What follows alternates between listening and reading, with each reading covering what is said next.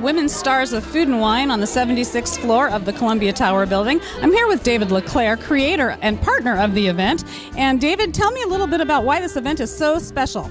Well, in the history of food and wine, it's always been a man's world.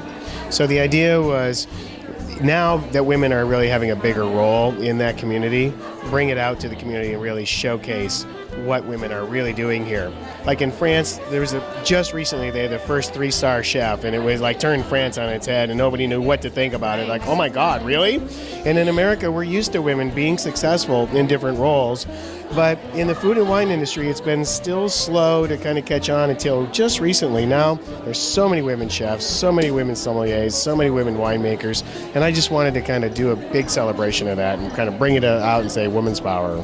It's really amazing, and there's a lot of energy in this room. There's more than 30 sommeliers here. I think the same number of chefs. There's actually some women here who are distillers, and we have some cookbook authors, so it's running the gamut. Tell me why it's so important for sommeliers to come out to the forefront. Well, part of it is that somms are usually toiling at the restaurant, but they aren't normally doing, showcase events. So like your food and wine experience will be mostly the winemakers, or it'll be the distillers or the brewers, but it won't be the somms from the restaurants. And they don't even, nobody knows who they are unless you go to that restaurant frequently and you get to know them. So what I wanted to do is say, not only is it cool how many somms there are in Seattle, but how many women somms there are, but let's get them out from behind the restaurant and into a community where they can mingle with people. So they're wandering around doing a little blind taste with people, and the idea is that once people get to know who they are, they might be more likely to go to their restaurant because they like that person and they want their help when they're in the restaurant. It's such a good idea that I might actually borrow that idea from you if you're willing.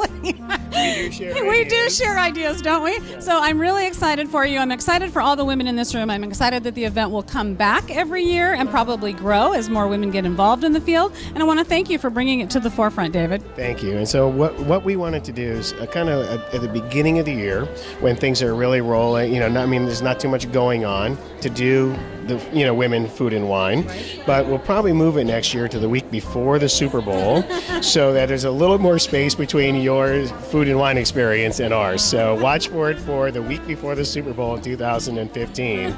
Women's Stars of Food and Wine. Women's Stars of Food and Wine, signing off.